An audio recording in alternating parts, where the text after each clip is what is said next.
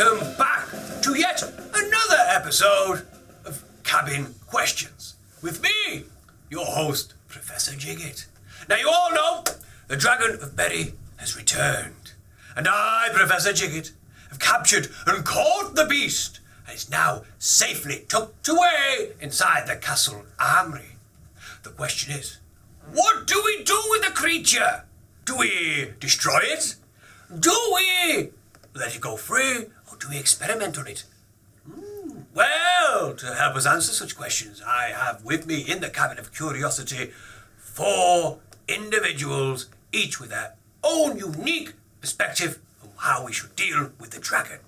Now, before we introduce them, let me just remind you that on the 19th of November, you can join us live in Berry for a vote. That's right, you can meet your favourite heroes and also meet the dragon. What should be the dragon? You can vote on its fate. Oh, that'd be fantastic. Now, without further ado, let's introduce the individuals. First of all, we have self-styled dragon hunter and hero, Lord Unsworth. Hello, Professor. Next to Lord Unsworth, we have the magical scientist, Wizard Humbringer. Oh, hello, Jigget. Good to see you again. Very nice to be here. Good. And finalising our panel today, the 2 sylvan elves, Gerda and Frigg. Hello. I'll be asking them questions on what they think is the best outcome of this dragon problem. And you can listen to what they have to say, if you want. Now, let's start with Lord Unsworth. Lord Unsworth! Good to see you again. Thank you, Professor Jigget, and how fabulous it is to see you too. Are you well? I'm as well as a man can be who is a lord. So yes, very well. How's the gout? Gout has been better, but I'm getting through it. Okay. So, how would you deal with this dragon? Well, there is only one way to deal with a dragon, and 110 years... 171. 171 years ago, I dealt with such a problem in the only way necessary, and that was to kill the beast. To destroy it? To destroy the beast, kill the beast, and let us live peacefully as we have done for the last 127 years. Now, it's said that you destroyed the dragon back in 1845, 171 years ago. Yes.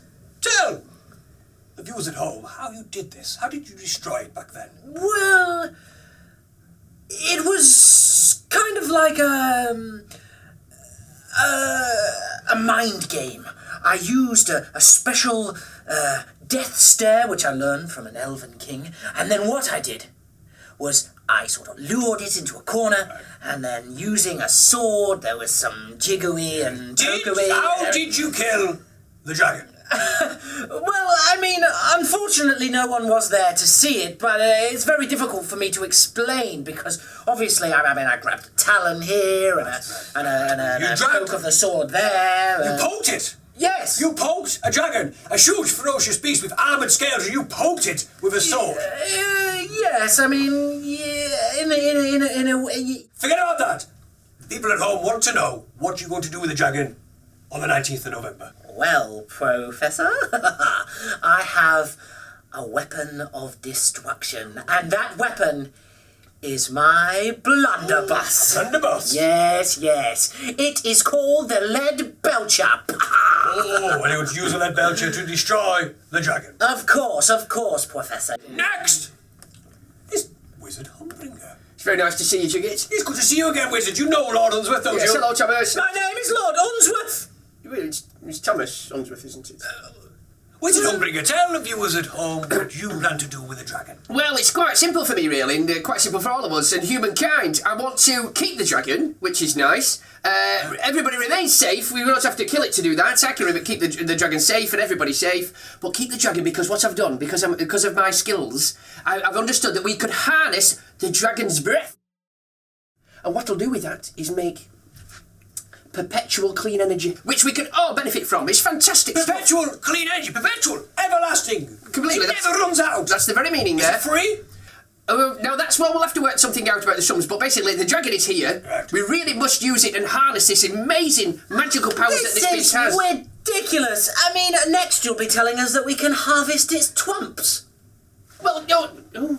Oh, hang on a minute. Well, hang on there, Thomas, because you had an idea. You've given me a thought.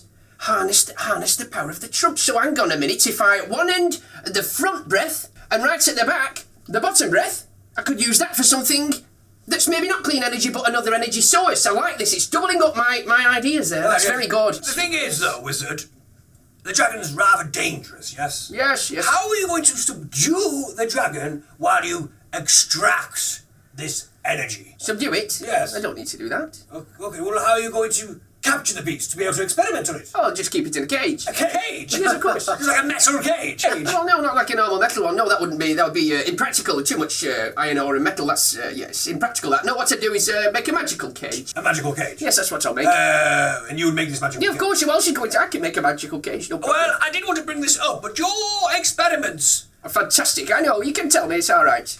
they never seem to end how they should, you know what I mean? Well, it depends how you determine the planned, Well, let's talk about your parents. if you like. Fantastic example. Well, would they say so? Would they agree with you? They probably squeak. Yeah, they probably all croak. I'm not really getting your point, Jigget. You wanted to make a flying potion? Fantastic. What a success. Yes, your parents fly, yes. Yes, they fly. It's fantastic. Your parents are also crows. Yes.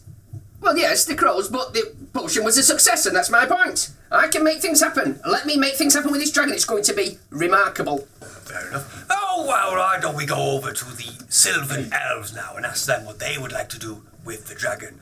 First of all, Gerda. Thank you, Professor Jigget. People at home, this dragon needs to be freed. It is a living creature that has a purpose, and it is far greater than anyone here in this room. This dragon must be allowed to fulfill its destiny to do what it needs to do. You say purpose and business. What if the purpose of a dragon and its business was to attack villages and burn down houses? Exactly. Well, I'm glad you mentioned that, Professor Jigget, yes, because there is, and Lord Unsworth for that matter, there is no historical evidence to suggest that a dragon has harmed a human being unless it was provoked. Really? So would you put it to Lord Unsworth here that back in 1845, 171 years ago, it was he who provoked the dragon? Well, I would put it to Lord Unsworth that he didn't in fact kill the dragon. Nobody has ever seen the carcass. There were no witnesses to this. So I would argue that he didn't even do it.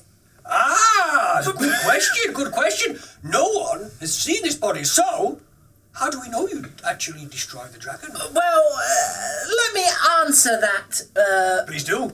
I will, but with a proverb. And that proverb is this. If a tree was to fall in a forest, and no one was there to hear it, would it still make a sound? Yes, 72 kilohertz for a birch. Would it make a sound? Would it make a sound? Of course it would make a sound. The sound of pain of falling over. Exactly, And his and that's how I brothers and sleep. sisters in the forest, would they not hear the sound as well? Of course they would. Well, actually, I don't think they would, because very much like the tree that never fell, the dragon never died. All right, well, we're gonna... Can I just say, Yes, please, Frigg, yes, bring you in We've now. got murder here, Yes. imprisonment here, Correct. suffering to this poor, poor, beautiful creature. The creature needs to be freed. A dragon's like the fire in the belly of Mother Nature. It's in the soul of her. And the only right thing to do is to free the dragon. Now, you've raised Mother Nature as sylvan elves, woodland elves. Absolutely. You're quite close to nature. Yes. So, could you tell us here, and the viewers at home, are there any theories of why the dragon has returned after such a long time? There is a theory, Professor Jigget. The theory is that every 171 years, the dragon comes to lay her eggs. This is a beautiful, natural process that she needs to do. Eggs. There's no proof that this dragon is female. And in your memoirs, it says, you clearly stated it was a male dragon. Yes, big and male. It doesn't matter. Male, female, it's a living creature and all living creatures should be free. Fair enough. There you have it. Ladies and gentlemen, boys and girls, you've heard all the stories from each of our heroes. Now, before you take your vote on the 19th of November, I will give the heroes one last turn to get your votes, to really hold it in. You have a sentence each. I'm going to start with Lord Unsworth. Lord Unsworth, please tell the people at home why they should vote for you on the 19th. It is quite simple, ladies, gentlemen, and friends. Don't listen here to William Wallace or Professor Dumbledore. You need to go with your heart. And your heart should say, kill the beast! Kill the beast! And next, Wizard Humbringer, please, can you tell the viewers at home why they should vote for you on the 19th? Well, really, it's a straightforward answer for me because we have a dragon. We can harness all this wonderful energy a dragon has to offer. I see there's some doubting looks here tonight. It's been a little bit sad for me, that, but let me explain. I've done something similar before, you see. What I did was, I captured all little gerbil poops, and what I did is made a little energy system, and it was enough to be able to drive electric pencil sharpener. Until it got diarrhea, and then that was the end of the experiment. Right.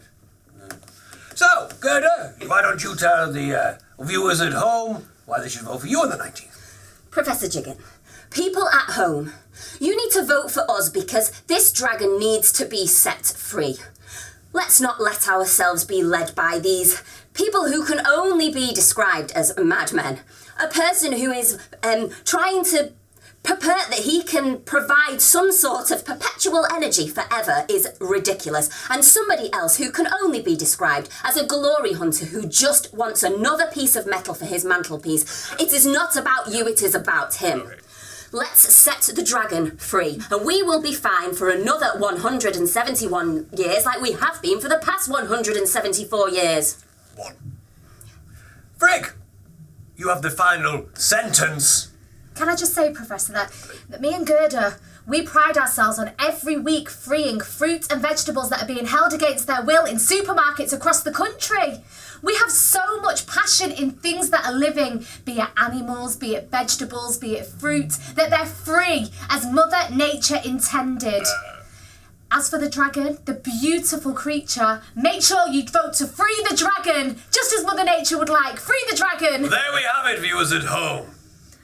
You can vote to destroy the dragon, to experiment on the dragon, or to let the dragon go free. The 19th of November, we will see you in Berry Town Centre, and you can make your vote. Until next time, thank you for joining us here in the Cabin of Curiosity for another episode of Cabin Questions with me, Professor Jigget. Goodbye now. Goodbye. You are absolutely ridiculous. How dare you explore my It's a shame. It's like work, pension, children.